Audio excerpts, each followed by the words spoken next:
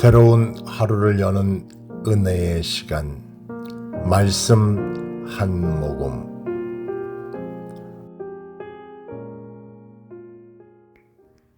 오늘의 말씀 창세기 19장 12절로 29절까지의 말씀입니다. 그 사람들이 롯에게 이르되 이 외에 내게 속한 자가 또 있느냐? 내 사위나 자녀나 성중에 내게 속한 자들을 다 성 밖으로 이끌어내라. 그들에 대하여 부르짖음이 여호와 앞에 크므로 여호와께서 우리로 이곳을 멸하러 보내셨나니 우리가 멸하리라. 롯이 나가서 그 딸들과 정혼한 사위들에게 고하여 이르되 여호와께서 이 성을 멸하실 터이니 너희는 일어나 이곳에서 떠나라 하되 그 사위들이 농담으로 여겼더라. 동틀 때에 천사가 롯을 재촉하여 가로되 일어나 여기 있는 내 아내와 두 딸을 이끌라. 이 성의 죄악 중에 함께 멸망할까 하노라. 그러나 롯이 지체하매 그 사람들이 롯의 손과 그 아내의 손과 두 딸의 손을 잡아 인도하여 성 밖에 두니 여호와께서 그에게 인자를 더하심이었더라. 그 사람들이 그들을 밖으로 이끌어낸 후에 이르되 도망하여 생명을 보존하라. 돌아보거나 들에 머무르거나 하지 말고 산으로 도망하여 멸망함을 면하라. 롯이 그들에게 이르되 내 주여 그리 마옵소서. 종이 주께 은혜를 얻었고 주께서 큰 인자를 내게 베푸사 내 생명을 구원하시오나 내가 도망하여 산까지 갈 수 없나이다. 두렵건대 재앙을 만나 죽을까 하나이다. 보소서, 저 성은 도망하기 가깝고 작기도 하오니 나로 그곳에 도망하게 하소서. 이는 작은 성이 아니니까 내 생명이 보존되리이다. 그가 그에게 이르되 내가 이 일에도 내 소원을 들었은즉 너의 말하는 성을 멸하지 아니하리니 그리로 속히 도망하라. 내가 거기 이르기까지는 내가 아무 일도 행할 수 없노라 하였더라. 그러므로 그 성 이름을 소알이라 불렀더라. 롯이 소알에 들어갈 때에 해가 돋았더라. 여호와께서 하늘 곧 여호와에게로서 유황과 불을 비같이 소돔과 고모라에 내리사 그 성들과 온 들과 성에 거하는 모든 백성과 땅에 난 것을 다 엎어 멸하셨더라. 롯의 아내는 뒤를 돌아본 고로 소금 기둥이 되었더라. 아브라함이 그 아침에 일찍이 일어나 여호와의 앞에 섰던 곳에 이르러 소돔과 고모라와 그 온 들을 향하여 눈을 들어 연기가 옹기점 연기같이 치미름을 보았더라. 하나님이 들의 성들을 멸하실 때 곧 롯에 거하는 성을 엎으실 때에 아브라함을 생각하사 롯을 그 엎으시는 중에서 내어 보내셨더라. 아멘. 안녕하세요 여러분, 좋은 아침입니다. 오늘 우리가 나눌 말씀은 소돔과 고모라의 멸망에 관한 이야기입니다. 우리는 가끔 이런 생각을 해보지 않나요? 하나님은 사랑의 하나님이신데 구약의 성경을 읽다 보면 전쟁과 심판에 관한 이야기가 많이 나올 때 하나님은 사랑의 하나님이라면서 왜 심판을 하시지? 그런 생각 말입니다. 그러나 성경을 보면 하나님의 사랑과 공의는 함께 간다는 사실을 알 수 있습니다. 하나님은 죄를 미워하지만 동시에 은혜로 구원의 길을 여시는 분이십니다.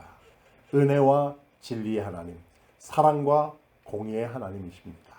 오늘 본문에서 하나님은 소돔과 고모라의 죄악을 심판하시지만 롯과 그의 가족들에게는 구원의 기회를 주시는 것을 볼 수 있습니다. 하지만 롯의 아내는 하나님 말씀을 따르지 않고 뒤를 돌아보다 소금 기둥이 되고 맙니다. 이 말씀을 통해 우리는 죄의 심각성, 하나님의 은혜를 동시에 묵상해 보려고 합니다. 첫 번째, 하나님의 심판은 반드시 이루어진다. 소돔과 고모라는 당대의 가장 타락한 도시였습니다. 하나님께서 천사를 보내시고 그것의 죄악이 얼마나 심각한지를 직접 확인하게 하셨습니다.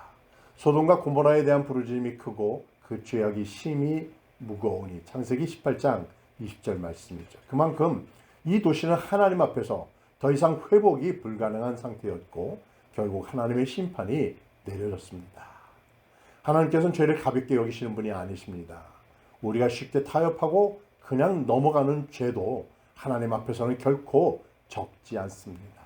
죄의 삭은 사망이요. 로마서 6장 23절 말씀입니다. 그러나 여기서 우리 모두가 주목해야 할 것은 하나님께서는 심판 가운데에서도 구원의 길을 마련해 주신다는 것입니다. 하나님은 롯과 그의 가족을 소돔에서 나오게 하셨습니다.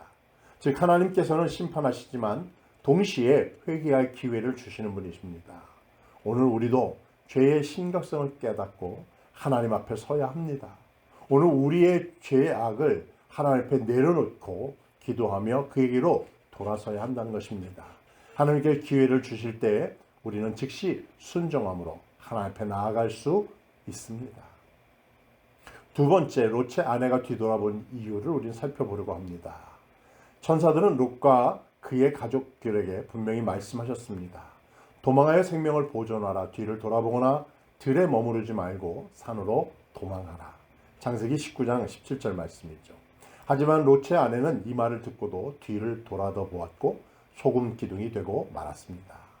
여러분, 왜 그녀는 뒤를 돌아보았을까요? 그저 단순한 호기심 때문이었을까요? 아니면 그 마음이 소돔에 묶여 있기 때문이었을까요? 우리가 죄를 끊지 못하는 이유도 이와 비슷합니다. 몸은 교회에 있지만 마음은 여전히 세상에 있을 때가 많이 있죠. 죄에서 벗어나야 한다는 것은 알지만 내가 놓지 못하는 습관과 생각들이 우리를 다시 죄의 자리로 끌어갑니다. 롯의 아내처럼 하나님께서 떠나라고 하신 것에 미련을 두고 붙잡고 있지는 않은지 돌아봐야 할 것입니다. 우리는 세상을 바라보지 않고 하나님께서 가라고 하시는 길을 끝까지 가야 할 줄로 믿습니다.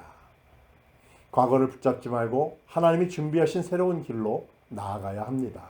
보라, 내가 새 일을 행하리니 이제 나타날 것이라. 이사야 43장 19절 말씀이죠. 우리의 신앙도 마찬가지입니다. 뒤를 돌아다보며 하나님을 따를까 말까 고민하는 것이 아니라 결단하고 믿음으로 순종해야 합니다. 사랑하는 여러분, 오늘 우리는 이 말씀을 통해 두 가지 중요한 교훈을 배웠습니다. 하나님의 심판은 반드시 이루어진다. 죄는 결코 가벼운 것이 아닙니다. 그러나 하나님은 심판 가운데서도 우리에게 구원의 길을 마련해 주시는 분입니다. 그러므로 우리는 죄를 가볍게 여기지 말고 하나님께 즉시 순종해야 합니다. 두 번째는 하나님 말씀을 따르는 삶이 중요합니다. 롯의 아내는 하나님 말씀을 따르지 않고 미련을 두다가 심판을 받았습니다. 우리가 죄를 끊고 새로운 길을 가려면 뒤를 돌아보지 말고 믿음으로 순종해야 하는 거죠.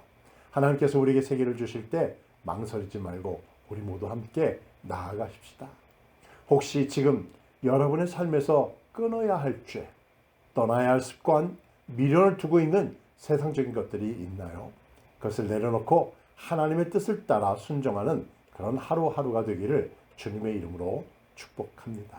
오늘 하루도 하나님의 말씀을 마음에 새기며 아래와 같이 기도하며 승리하는 삶을 살아가세요. 우리의 죄의 심각성을 깨닫고 매일매일 회개하며 하나님께 나아가게 하소서.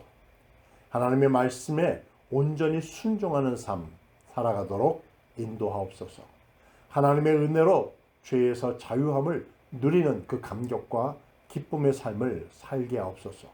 예수님의 이름으로 기도하옵나이다. 아멘. 성실하신 주님